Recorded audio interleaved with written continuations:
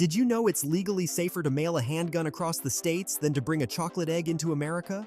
While you need a background check for the gun, the chocolate could land you in federal custody with a $2,500 fine per egg. That's gotta be one of the most expensive egg purchases in history. Kinder eggs aren't just banned, they're classified alongside illegal drugs and counterfeit currency as prohibited contraband.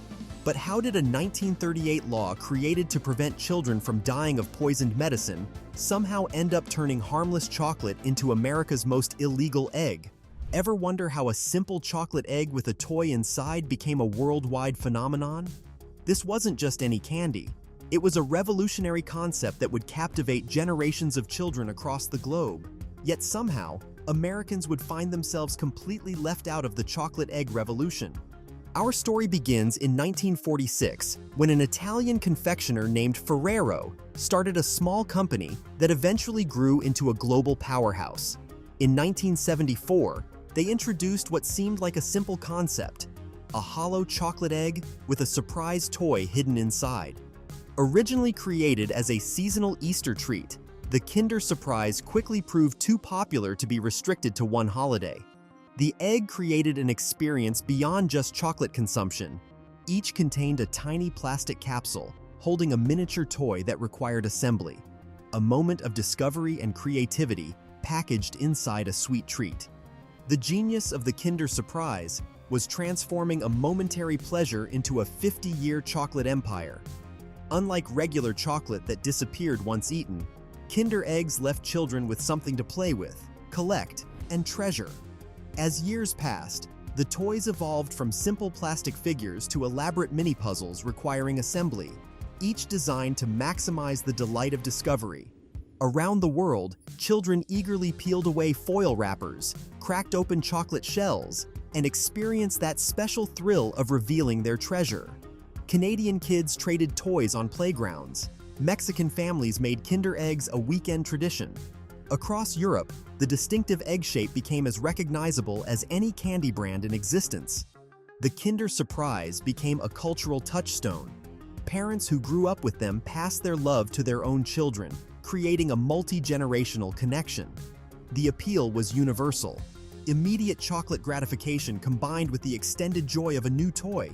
These eggs transcended their status as just another chocolate treat. Dedicated communities of enthusiasts emerged, trading information about rare toys and organizing meetups. Some vintage Kinder toys now fetch impressive prices among serious collectors who meticulously catalog their findings. Children's treats transformed into objects of genuine cultural significance. This merging of food with toys proved so successful that other companies took notice. McDonald's incorporated similar thinking into their Happy Meals, but nothing captured the magic of cracking open that chocolate egg to reveal a mysterious capsule inside. Ferrero's chocolate egg empire grew to a staggering 1.5 billion eggs sold annually, enough to circle the Earth multiple times. This global obsession reached every continent and almost every country, except one major market, the United States. While children worldwide built memories around these chocolate eggs, American kids remained completely unaware of what they were missing. Imagine a blockbuster movie playing in theaters worldwide except in America. That's the Kinder Surprise story. In playgrounds across Canada, Europe, and beyond, children assembled tiny toys from their chocolate eggs, but American children stood outside this shared cultural experience. This absence created a strange situation where travelers to the United States would find themselves shocked to discover their favorite childhood treat was nowhere on American candy shelves. Even stranger, bringing these innocent chocolate eggs across the border could result in serious consequences.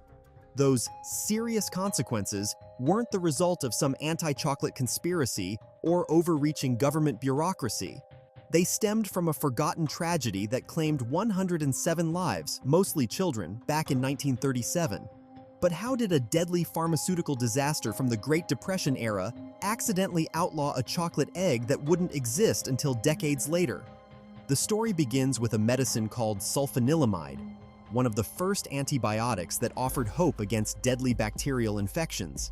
The S.E. Massengill Company created a liquid version dissolved in diethylene glycol, a toxic industrial chemical used in antifreeze. they performed no safety testing before releasing their elixir sulfanilamide to the public. The results were catastrophic. Within weeks, children who had taken the medicine for simple infections began dying painful deaths as the poison attacked their kidneys. Among the victims was 6-year-old Marie Nidifer's daughter, whose mother wrote to President Roosevelt, "The first time I ever had occasion to call a doctor for her, she was given elixir of sulfanilamide. All that is left to us is the caring for her little grave. Even the memory of her is mixed with sorrow, for we can see her little body tossing to and fro, and hear that little voice screaming with pain, and it seems as though it would drive me insane." The public was outraged. At the time, pharmaceutical companies could legally sell untested products without proving they were safe. The FDA had no authority to prevent such disasters, only to act after people had already died. Congress responded with the 1938 Food, Drug, and Cosmetic Act, requiring manufacturers to prove their products were safe before marketing them. Section 402 of this law prohibited any consumable product that has partially or completely embedded therein any non-nutritive object. This provision made perfect sense. Lawmakers wanted to ensure nothing potentially harmful could be hidden inside food products marketed to children. The standard was clear. If it's not food, it shouldn't be embedded in food. The law included exceptions for items like lollipop sticks that served a practical functional value. A stick helps you hold a lollipop, but what practical function does a plastic toy capsule inside chocolate serve? For decades, this provision sat dormant, rarely enforced, and largely forgotten. The pharmaceutical disaster that inspired it faded from public memory. Fast forward to 1974, when Ferrero created the Kinder Surprise. As these chocolate eggs gained popularity worldwide, they eventually reached American shores, only to run headfirst into a 36-year-old law created to prevent children from dying of poisoned medicine. The FDA and customs officials determined that the toys embedded in chocolate clearly violated Section 402's prohibition. The irony is unmistakable. A law created specifically to protect children from deadly products was now being used to ban a beloved children's treat. The non-nutritive plastic toy capsule inside the chocolate egg couldn't qualify for an exemption because it served no practical function. It was purely for enjoyment. And so began America's bizarre war on chocolate eggs. What other consumer product can get you detained at the border for 2 hours, threatened with a $2,500 fine per item, and result in a 7-page government letter requesting formal permission to destroy your confiscated contraband? Welcome to the wild world of Kinder Egg enforcement. The scale of America's chocolate egg crackdown reached absurd proportions. In 2011 alone, U.S. customs agents seized 60,000 Kinder Eggs at borders across the country. That's 60,000 chocolate eggs confiscated in a single year. While drug cartels moved billions in narcotics across the border, America's customs resources were substantially dedicated to intercepting foil-wrapped chocolate. Ordinary travelers became unwitting criminals in this confectionery dragnet. The tales of enforcement read like episodes from a bizarre game show called Chocolate Contraband. Linda Bird, a Canadian woman crossing into Minnesota, found herself under scrutiny when agents discovered a single Kinder Egg during her inspection. Weeks later, she received what must rank among history's most ridiculous government communications: a 7-page letter requesting formal permission to destroy her chocolate egg. Paperwork so elaborate you'd think it concerned the president's nuclear codes rather than a chocolate egg. Well, maybe that chocolate egg did contain the code for American nukes, but we'll never know. The enforcement theater escalated when 2 Seattle men returning to the U.S. were detained for 2 hours after agents discovered 6 Kinder Eggs. These dangerous chocolate smugglers learned they could face fines of $2,500 per egg, totaling $15,000 for their half-dozen treats. That's comparable to penalties for smuggling certain illegal wildlife products or evading customs duties on valuable merchandise. Border Patrol's egg hunt intensifies around Easter, with agents specifically targeting travelers during this holiday. After all, when better to intercept chocolate contraband than during the holiday specifically associated with chocolate eggs? In perhaps the most theatrical border incident, self-described Kinder Egg smuggler Joe Wass wasn't just relieved of his 20 contraband eggs. Agents made him eat them all on the spot while they watched. Now I would consider that a weird fetish, making a guy eat 20 ball-shaped chocolate eggs while you and your buddies watch. US Customs and Border Protection adds another layer of absurdity with their official position. Travelers who openly declare their Kinder eggs will have the chocolate seized without a fine. Only those who fail to declare face penalties. This effectively encourages travelers to announce, "Hello, I'd like to declare this illegal chocolate egg so I can eat it while you watch me," as though that's standard border conversation. By 2014, enforcement reached peak absurdity when authorities announced they had dismantled a 3-person Kinder Surprise smuggling operation that included a tunnel under the border. A tunnel. For chocolate frickin' eggs. The same enforcement tool used against drug cartels was apparently being employed to stop the flow of toy-filled chocolate. US Customs officially classifies Kinder eggs in the same category as narcotics and prohibited substances. Agents receive training to identify these dangerous confections with the same seriousness as actual drugs or a terrorist attack, creating a system where chocolate eggs are treated with greater severity than substances or people causing genuine harm. With fines that can exceed those for drug possession, you'd think Kinder eggs would have disappeared from American homes entirely. But prohibition rarely eliminates demand. It just creates black markets. And the underground economy that sprung up around chocolate eggs might be one of America's strangest shadow industries, complete with seasonal smugglers, code words, and collectors willing to pay premium prices for contraband candy. The consequences of getting caught are no laughing matter, though. One couple returning from Canada faced a $12,000 fine for just 10 Kinder eggs, a staggering $1,200 per chocolate. These astronomical penalties rival those of serious customs violations, yet they haven't deterred determined smugglers who operate with surprising sophistication. The underground Kinder market experiences its own seasonal boom cycle, with smuggling attempts spiking dramatically around Easter.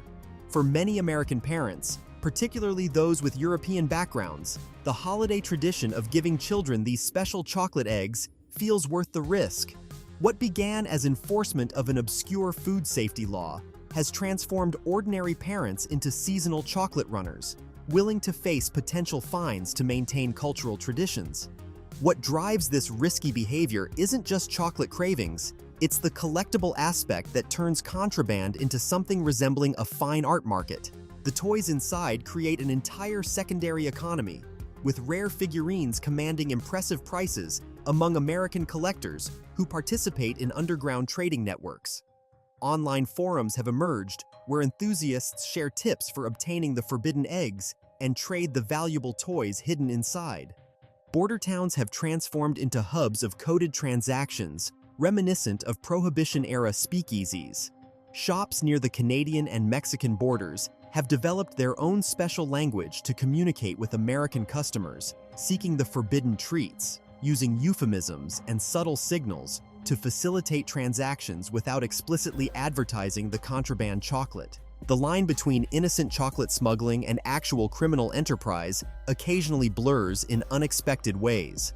Prison guard Bonnie Matterford received a 3-year sentence for using these eggs as vessels for actual drug smuggling, hollowing out the plastic capsules and filling them with marijuana and cocaine before smuggling them into a detention center. Online retailers have joined this shadow economy, shipping forbidden eggs to American addresses using deliberately vague packaging descriptions like surprise gifts from Europe, or collector's items, or my favorite, which I just made up, bomb inside, don't be a hero. Everyone involved understands exactly what's being purchased behind this paper-thin disguise, creating a modern digital chapter in America's strange contraband chocolate saga. This underground chocolate economy was about to expose one of America's most glaring regulatory contradictions. While chocolate eggs remained contraband, something far more striking was happening online, a phenomenon that would forever link Kinder eggs with America's gun debate in an unexpected cultural crossover. The internet excels at identifying irony, and the Kinder egg ban provided the perfect material. Then, just as this contradiction was simmering in public consciousness, British broadcaster Piers Morgan delivered the perfect catalyst with his June 2016 tweet. Reminder: Kinder eggs are banned in US on safety grounds, but 2,300 plus different types of gun are legally available. This observation crystallized what became the internet's favorite example of American regulatory absurdity. The contrast was striking in its simplicity. A chocolate egg with a toy inside, banned due to choking hazard, versus firearms available with relative ease in many states. This juxtaposition spawned viral memes featuring Kinder eggs labeled illegal beside assault rifles labeled legal, with captions like "America, explain," creating a visual shorthand that communicated volumes about regulatory priorities. The statistical context only amplified the debate. While approximately 10 children worldwide had died from choking on Kinder egg toys over 5 decades, gun violence claims thousands of American lives annually. It was like banning butter knives while selling machetes at the corner store, a disconnect that late-night comedians quickly incorporated into their routines on American policy contradictions. What began as internet humor evolved into a serious cultural talking point. News segments exploring "Why are Kinder eggs illegal but assault rifles aren't?" became commonplace after mass shooting incidents. Policy analysts incorporated the Kinder egg example in discussions about regulatory priorities, highlighting how minor risks sometimes receive disproportionate attention. Europeans found America's chocolate prohibition particularly mystifying. Social media overflowed with stories of confused tourists having their Kinder eggs confiscated at borders, while noting they could purchase firearms with less scrutiny. American travelers returning from abroad shared tales of smuggling the contraband candy, often alongside comments about the peculiar nature of their country's prohibited items list. Safety advocates complicated the conversation by noting that many legal foods pose greater choking hazards than Kinder eggs. Hot dogs cause significantly more choking deaths among children annually, yet remain unregulated in design. Grapes, popcorn, and hard candy, all unrestricted, statistically show greater danger. The absurdity peaked when someone calculated that smuggling a dozen Kinder eggs could theoretically result in greater penalties than some firearms violations. National news coverage of confiscated Kinder eggs frequently attracted comment sections filled with observations about regulatory inconsistency.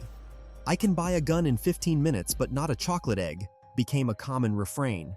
What made the Kinder egg such a perfect symbol was its innocuousness. Few could argue that chocolate eggs represented a national safety crisis requiring federal intervention. Yet there they were, being confiscated at borders with the seriousness typically reserved for narcotics, creating a disconnect that perfectly encapsulated broader debates about risk assessment in American society. After decades of chocolate egg prohibition, Ferrero was finally ready to crack the American market. When you're facing a seemingly impossible legal barrier, sometimes the answer isn't to break the law, it's to rebuild your product from scratch. The solution Ferrero ultimately created proves that sometimes following rules to the letter means missing their spirit entirely. Ferrero wasn't alone in battling America's toy and food regulations. Nestlé tried in 1997 with their Nestlé Magic Disney character toys in chocolate shells, but the FDA swiftly shut them down. This expensive failure became a cautionary tale that Ferrero carefully noted while planning their own strategy. Meanwhile, Americans created underground networks just to taste the forbidden chocolate eggs. Ferrero's breakthrough came from an unexpected place, their own product catalog. The Kinder Joy, originally created in 2001 for warm climate markets where traditional surprises would melt, offered the perfect template for conquering America's regulatory landscape. In 2018, Ferrero launched Kinder Joy in the United States. Imagine expecting the thrill of a chocolate egg with a hidden treasure inside, but instead receiving a plastic egg split into 2 completely separate halves. One side contained a creamy chocolate spread with crunchy wafer balls, the other held the toy. The chocolate and toy existed as distinct entities sharing packaging, technically legal, but fundamentally different. From a legal perspective, this was brilliant. From an experiential standpoint, it was like replacing a magic show with an instruction manual. Picture cracking open a Kinder Surprise, chocolate breaking apart to reveal a mysterious capsule within. Now compare that to peeling open a Kinder Joy. No surprise, no discovery, just 2 predictable halves with no mystery whatsoever. The redesign's irony is striking. The 1938 Act aimed to prevent children from mistaking non-food items for food. Yet the Kinder Joy's separated design doesn't necessarily make things safer. It just ensures children don't need to eat through chocolate to reach the toy. The physical separation satisfied legal requirements without advancing actual safety. When Americans finally experienced legal Kinder products, reactions were mixed. Many collectors and longtime fans expressed disappointment. Think about it. The magical moment of breaking apart chocolate to discover a surprise had been replaced by a predictable experience with zero mystery. Some felt they were getting the Kinder name without the Kinder experience, a sanitized version of the contraband they'd risked fines to smuggle across borders. Ferrero's compromise solution exemplifies a pattern of American regulatory workarounds, companies redesigning products not because they're dangerous, but because they don't fit into regulatory frameworks created for entirely different circumstances. These adaptations result in products that are technically legal, but have lost their essential character. What's remarkable is that the Kinder Joy wasn't created as a response to American regulations. It was designed for markets where climate threatened the original product's integrity. This adaptation shows how companies navigate complex global markets, finding creative solutions to regional challenges, whether they're regulatory hurdles or melting chocolate. This is the bitter truth about American regulation. The Kinder Egg ban perfectly illustrates regulatory absurdity, where chocolate treats face stricter enforcement than products posing far greater risks to public safety. It's a world where border agents confiscate chocolate with the same intensity as narcotics. This regulatory theater reflects how well-intentioned laws create strange distortions in our society. Underground markets and bizarre workarounds become the norm. The humble chocolate egg stands as an unlikely symbol of bureaucratic excess. The next time you spot a Kinder Joy, remember it's just the Wish version of Kinder Surprise. Would you risk that $2,500 fine for a taste of forbidden chocolate nostalgia? If you enjoyed this video, then you better click on this next one here to continue the ride down memory lane of the OG snacks and much more.